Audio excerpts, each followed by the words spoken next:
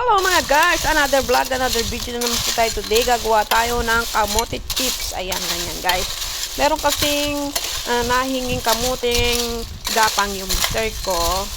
Yung iba may mga sira, may mga apsik na pinagtsagaan ko tong balatan. Kinuha yung walang sira. Tapos hiniwa-hiwa ng maninipis na ganyan.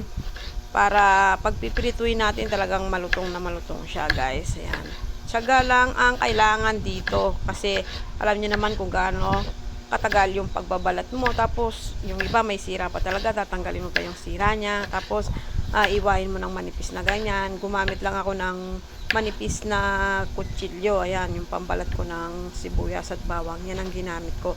Kasi kapag malaking kutsilyo ang gamit mo, mahirap para gawin itong manipis. Buti na lang meron akong kutsilyong manipis na ganyan na panghiwa para maging manipis yung ihiwain natin. Tapos nga guys, dahil sa dami niyan, papas forward ko na mamaya dahil di ko na pinakita sa inyo lahat kung paano ko yan binalatan, pati na rin ang paghiwa sa kanilang lahat. Yan guys, ayan. Konting pasilip lang sa inyo kung paano yung paghiwa na ginawa natin. Ayan.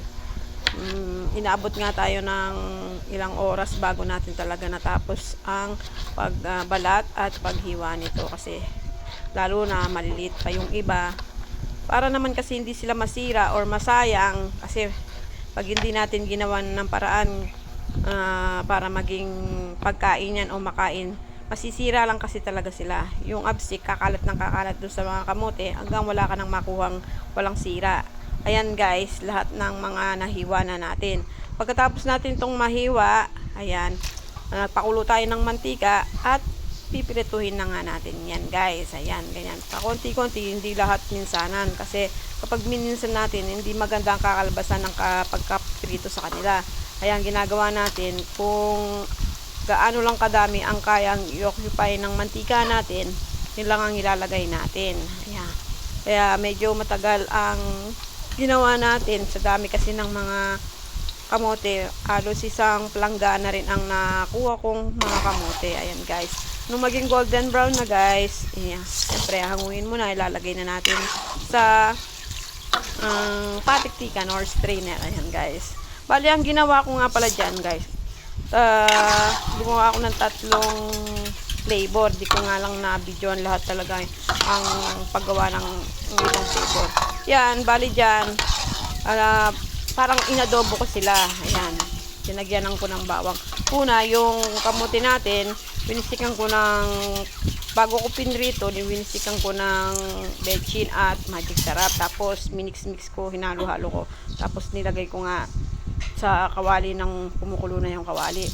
Tapos, yung bawang naman, hindi ko lahat sinabay dun sa pagpirito, dun sa kamote.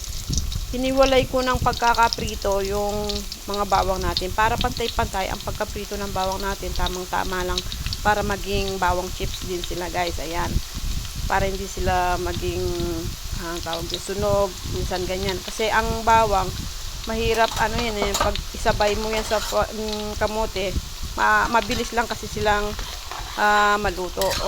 Ayan. Kaya hiniwalay ko sila ng pagluto. Ayan guys, hiniwalay ko sila ng isang salang yung mga bawang natin. Bali gumamit ako ng 4 na buko ng bawang dyan. Ayan guys, nung maging golden brown na yung mga bawang natin, yan ang hinango na rin natin guys. Ayan. Tapos i-mix na natin dun sa mga napirito nating mga kamote. Ayan guys, o diba, ayan yung ating kamote chips, adobong kamote chips yan. Para sa akin, adobo yan. Tapos, gumawa rin ako kanina ng parang with caramel siya. Nagpa-ano ako ng butter, asukal, at ng gatas. Di ko nga lang na-videohan yun. Yun, gumawa din ako ng flavor na ganun. Nagprito ako ng walang timplang kamote. Tapos, sinet aside ko.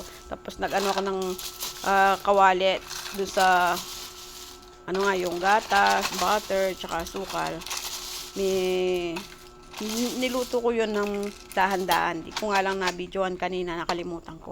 Ayan guys, bali tatlong flavor ang nagawa natin. Yung plain lang, walang flavor, tapos yung may caramel, tapos at saka yung may bawang. Ayan guys. Ayan ang mga nagawa nating chips. Nilagay ko sa mga garapon para hindi minsanan ang pagbukas. Para pagkakain tayo, kuha lang tayo ng isang garapon. Ayan, abang nanonood ng TV. Okay guys, thank you for watching.